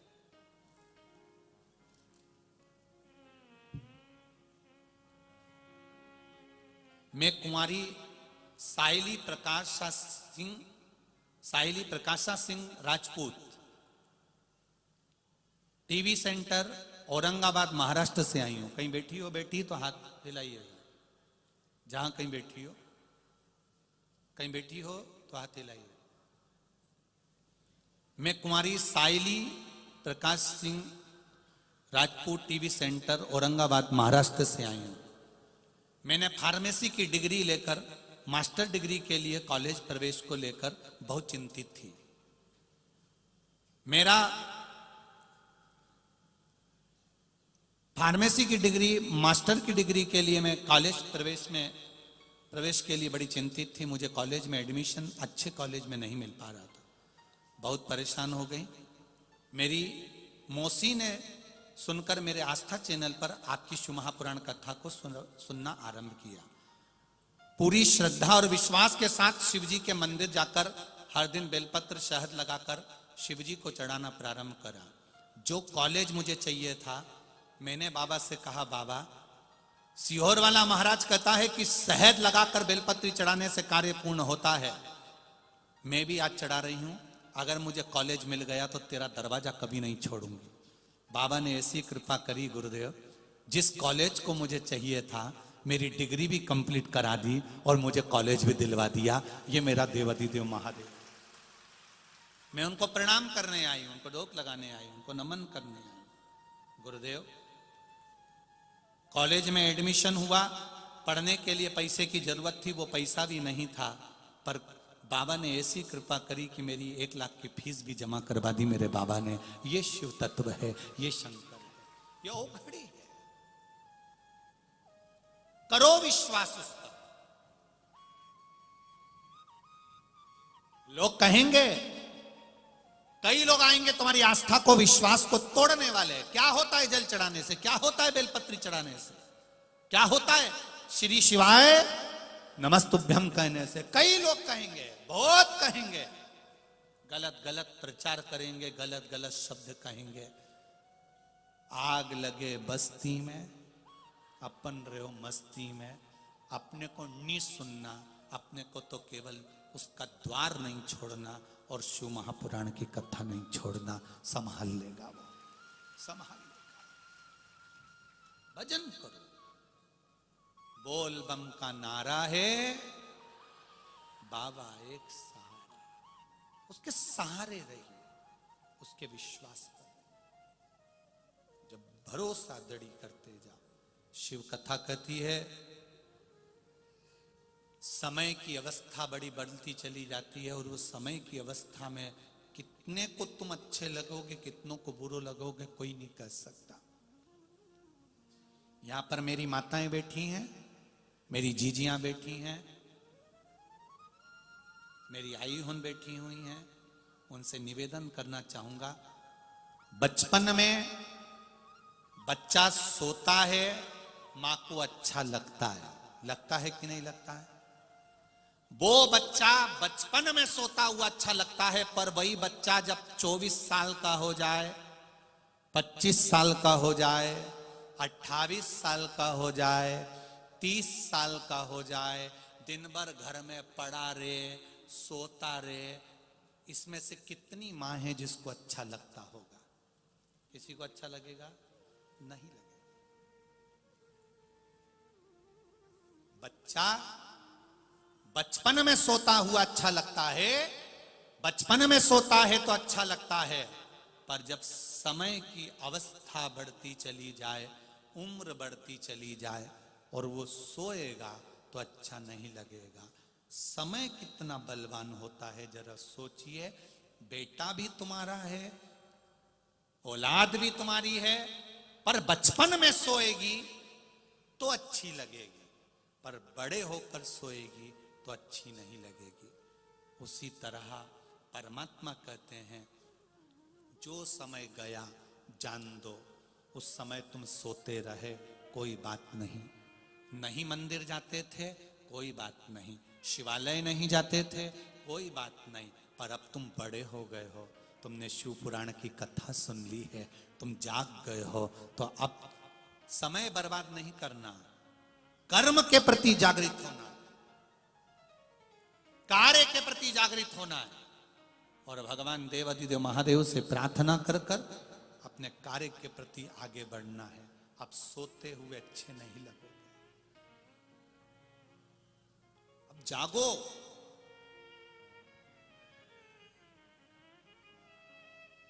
जागो। वो कहे उठो जवान देश के वसुंधरा पुकार,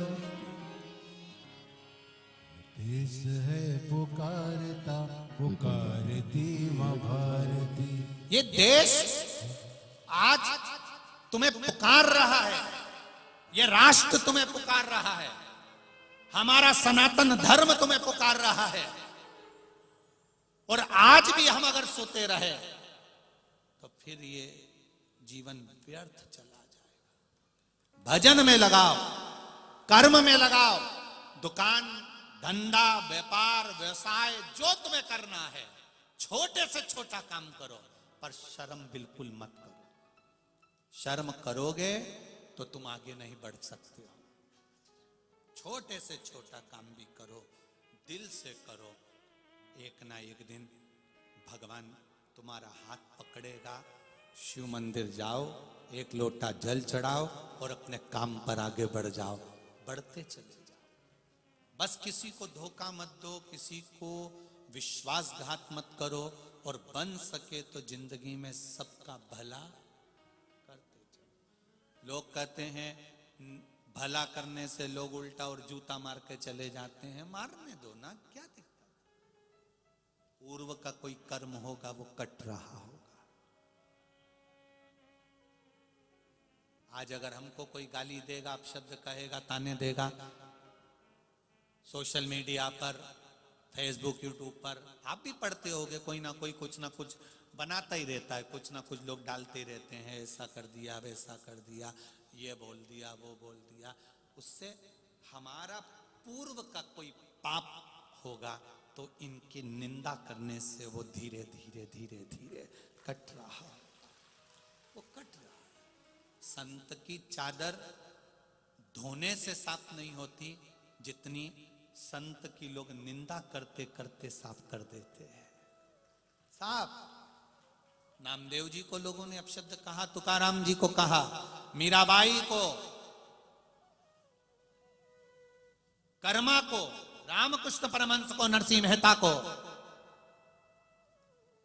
किसको नहीं कहा?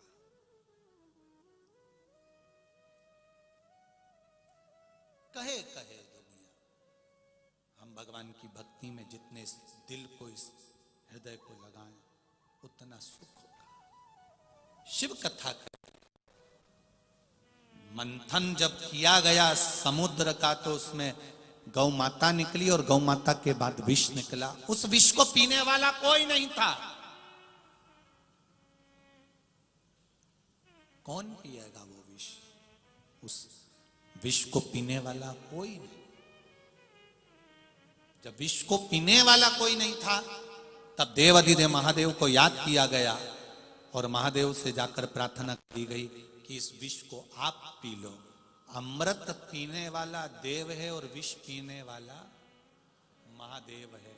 घर में, परिवार में, कुटुंब में, जहां तुम रह रहे हो, वहां अगर थोड़ा भी तुमको अगर दुख मिल रहा है, परिवार के द्वारा गालियां मिल रही हैं, अपशब्द मिल रहा है, समझ लेना कि तुम देव नहीं महादेव हो, इसलिए इस विष को पी रहे हो। ये विष तुम इसलिए पी रहे हो क्योंकि महादेव हो।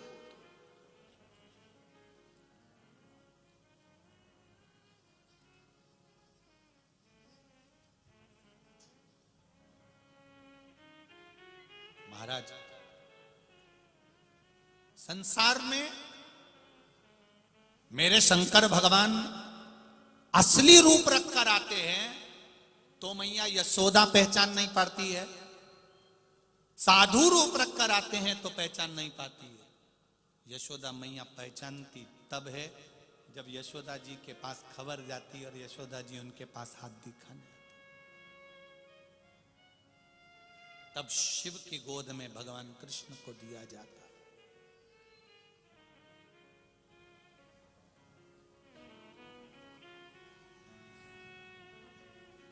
भगवान देवाधिदेव महादेव की कथा कर रही है। आएगा आपके जीवन में भी सामने आएगा।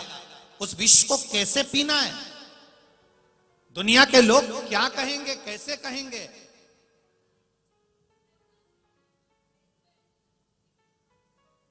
पूछना क्या बोलना था आशीष? ये जीवन का एक लक्ष्य, क्या कहना चाहते?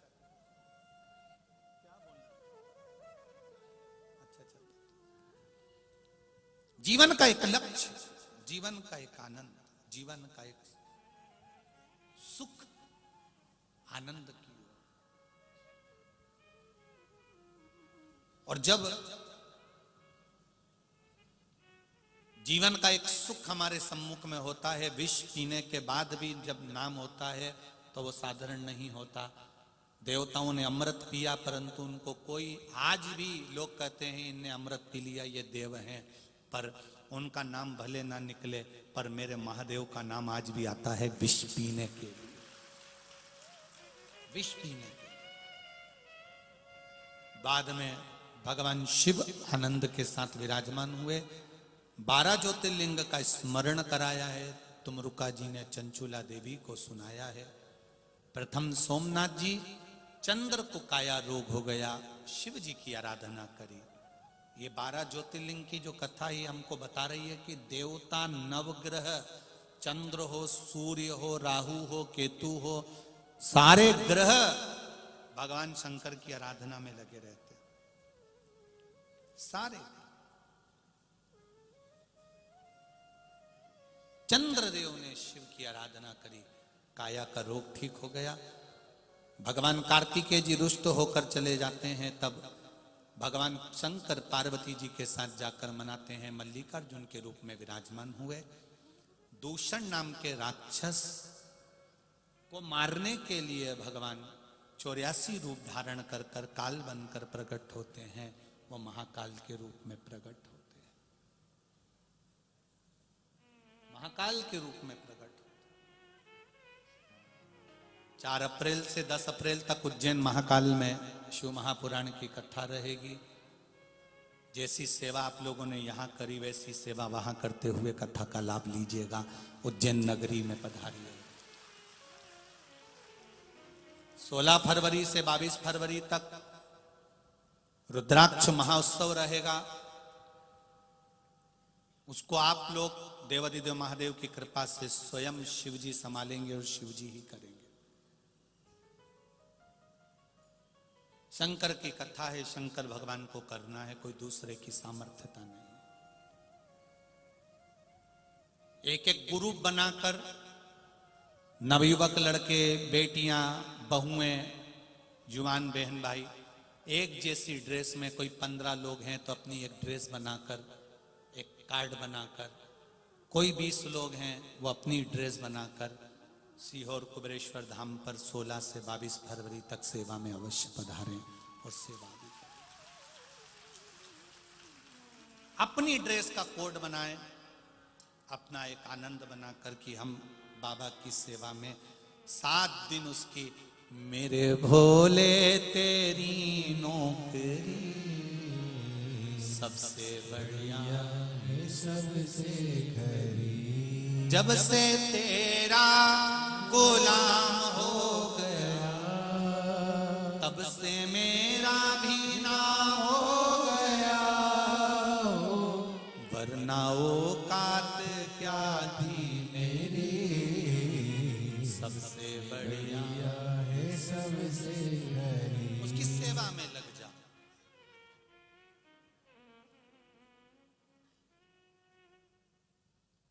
उसकी सेवा का फल प्राप्त हो जाए। 3 दिन 30 तारीख, 31 तारीख और 1 तारीख 3 दिन देवाधिदेव महादेव के कुबेरेश्वर धाम में खिचड़ी महोत्सव चलेगा। वहां ना तो रोटी बनेगी ना पूड़ी बनेगी। खिचड़ी महोत्सव ये ठंड के समय में होता है। गुड़ खिचड़ी और घी के साथ में 24 घंटे बाबा का प्रसाद तैयार रहेगा। जो आएगा वो खिचड़ी प्रसाद पाएगा। जो लोग खिचड़ी प्रसाद के लिए दान दे रहे हैं, सहयोग कर रहे हैं, गुड़ घी और खिचड़ी के लिए जिन जिन की भी दान राशि अकाउंट में आ रही है या यहाँ काउंटर पर दे रहे हैं, उनको साधुवाद। 2 कथा ऐसी रही जिस कथा में काली शर्ट वाले बाउंसर लगे, पर उन बाउंसरों के पास में भी अगर कोई 1 रुपया भी आया तो उन्होंने बिठले सेवा समिति को दिया, और उनके कार्यालय में भी आया तो दिया। एक बड़ोदरा की कथा जो हुई थी उसमें भी वहां की महेश्वरी समाज के कार्यालय पर भी अगर कुछ आता था तो वो सीहोर कुबेरेश्वर धाम के कार्यालय पर जमा कर देते थे। और एक ये मालेगांव के इस पावन प्रांगण में कुछ आया तो इन्होंने जमा किया। एक निवेदन करना चाहेंगे, दान देने वाले हर किसी के हाथ में दान पकड़ा कर चले जाते हैं, फिर वो दान बिठले सेवा समिति तक या कुबेरेश्वर धाम तक नहीं पहुंचता। यहां पर भी या कहीं पर भी कथा हो, आपने देखा कि काले कपड़े में लड़के खड़े हैं, सेवा करने आए हैं, इन्हीं को पकड़ा दिया जाए, इन्हीं को दे दिया जाए, मालूम पड़े वो दान कहां गया, समिति के पास या कुबेरेश्वर बाबा में नहीं लग पाता। समिति के अगर कोई कार्यकर्ता आपके पास में आते हैं या प्रागण्य के अंतर्गत दिखे या कोई बात हो या कार्यालय हो तो बात, पर वो पैसा आप अपनी जेब में रख लो, मना नहीं, पर सही जगह जाए तो उसका प्रयोग है, नहीं तो उसका कोई मतलब नहीं। गाय, बेटी और लक्ष्मी ये 3 चीजें ठीक जगह पर जाना चाहिए। बेटी गलत जगह चली जाती है तो रोना पड़ता है, गाय गलत जगह चली जाए तो रोना पड़ता है, और लक्ष्मी गलत जगह जाए तो रोना पड़ता है। सही जगह जाए, उसका प्रयोग सही हो। महाराज शिव पुराण की कथा कह रही है। महाकाल बाबा स्वयं काल बनकर दूषण के प्रकट हुए, संहार किया। आगे ओमकारेश्वर का वर्णन है, या विंध्य पर्वत को तप बल के कारण दर्शन दिया। केदारनाथ जी नर नारायण के रूप में भगवान दर्शन देते हैं। फिर भीमाशंकर कुंभकर्ण की धर्मपत्नी करकटी के पुत्र भीम का संहार किया, शिव भीमाशंकर के रूप में विराजमान हुए। काशी विश्वनाथ मनु शत्रुपा के उद्धार के लिए भगवान विश्वनाथ बनकर प्रकट हुए। त्र्यंबकेश्वर गौतम बाबा पर गौ हत्या का दोष लगा दिया, उस दोष से मुक्ति पाने के लिए बाबा त्र्यंबकेश्वर के रूप में ब्रह्मा विष्णु महेश आकर विराजमान हुए। वैद्यनाथ रावण को लघु शंका लगने पर शिवलिंग भूमि पर रखा बाबा वैद्यनाथ के रूप में विराजमान हुए। नागेश्वर दारुक नाम के राक्षस के संहार के लिए भगवान नागेश्वर के रूप में विराजमान होते हैं। रामेश्वरम राम जी महाराज ने भगवान शंकर की स्थापना करी, रामेश्वरम के रूप में विराजमान हुए। कृष्णेश्वर सुधर्म नाम के ब्राह्मण की धर्म पत्नी घोषमा के बेटे के टुकड़े कर दिए थे सुदेहा ने, उसको जीवित करा, भगवान कृष्णेश्वर के रूप में विराजमान हुए हैं। महाराज ये 12 ज्योतिर्लिंग का स्मरण कर कर चंचुला देवी का पति बिंदु को मोक्ष पा जाता है और चंचुला खंड सौभाग्य धारण कर लेती है।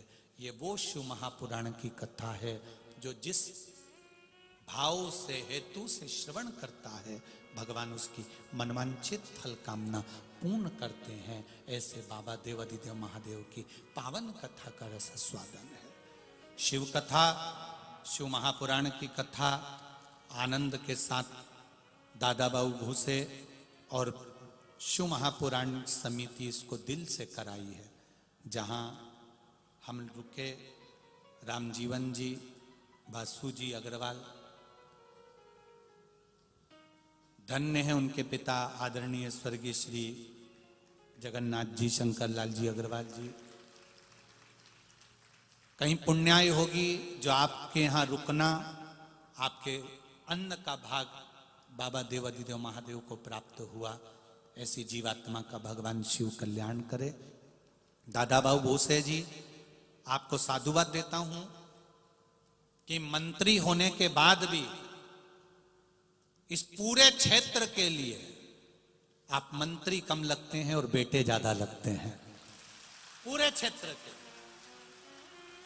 और उनके पुत्र, दोनों पुत्रों को, बहुओं को और उनकी धर्मपत्नी को भी साधुवाद देता हूं। और इस समिति को जिसने दिन रात एक कर दिया, चाहे वो जिस समाज के हैं, जिस वर्ण के हैं, जिस धर्म के हैं, एक एक व्यक्ति ने पार्किंग करने के लिए ग्राउंड की सफाई करना, जेसीबी चलाना, कहीं हाथ में प्रसाद ले लेकर भोजन बनाना और भोजन इतने सारे भक्तों को खिलाना।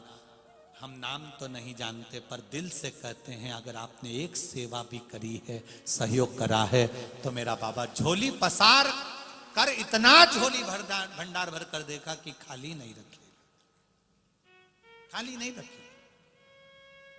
आप सबका सहयोग, प्रेम, आस्था चैनल के माध्यम से जितने लोग कथा सुने हैं, फेसबुक यूट्यूब के माध्यम से कथा सुने हैं, आप सभी को ये 2022 की पुण्य शिव महापुराण की कथा इतना पुण्य दे कि 2023 आपकी जिंदगी में खुशियां लेकर आए। आज 29 तारीख को ये कथा विराम हो रही है। 2 जनवरी 2023 अंग्रेजी नए वर्ष में फिर शुरुआत मेरे देवादिदेव महादेव के चरणों से करेंगे। आशुतोष के साथ शिव महापुराण की कथा को आगे बढ़ाएंगे। शंकर भगवान के आशुतोष महत्व को जानेंगे, बेलपत्री के पीछे की डंडी के महत्व को जानेंगे, शंकर भगवान के ऊपर लगी हुई जलाधारी की उस चैन, उस रस्सी की महत्वता को जानेंगे, जिस पर वो जलाधारी टंगी रहती है, उस कुंदे की महत्वता को जानेंगे जिस पे वो डोरी बंधी रहती है। मां बचपन में अपने बच्चे को जिस रस्सी पर झूला डालकर साड़ी के पल्लू में अपने बच्चे को झुलाती है, उस झोली की महत्वता को आशुतोष महापुराण की कथा में जानेंगे। शंकर भगवान के मंदिर में जो माला चढ़ती है उसकी डोरी की महत्वता को जानेंगे। बेलपत्री की माला कैसे तैयार करी जाती है उसकी महत्वता को जानेंगे।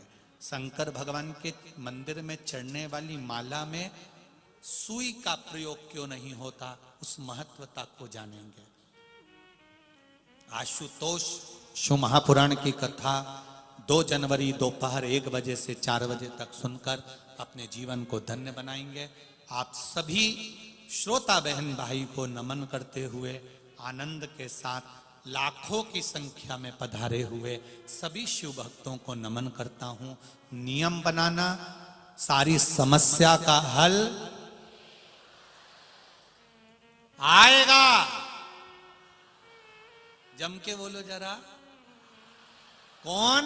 मेरा बाबा आएगा।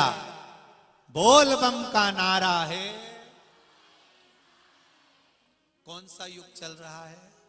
शिव युग चल रहा है। कलयुग भूलो, शंकर की शरण में चलो। आज पड़ोस में अगर कोई शिव मंदिर नहीं जाता हो, उसको भी कहो सब दुख ही कटेंगे तेरे, सब दुख। कब से खड़ी हूं झोली, क्यों ना सुने तू मेरी पुकार। मुझे तेरा ही, खड़े नहीं होना, बैठे बैठे बोलना, बस एक लाइन, क्योंकि आशीष भी आप खड़े हो गए, ठीक है, इसलिए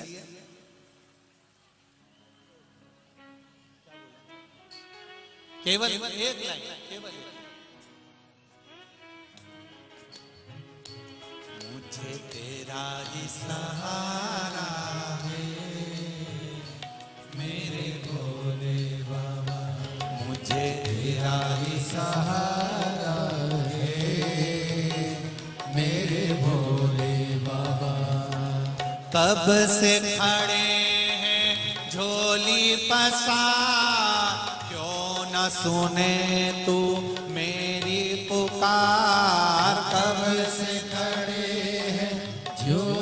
पसार, क्यों न सुने तुम मेरी पुकार। मुझे तेरा ही सहारा है मेरे भोले बाबा, मुझे तेरा ही सहारा है मेरे भोले बाबा। मैंने तुम्हें ही पुकारा है मेरे भोले बाबा, मैंने तुम्हें ही पुकारा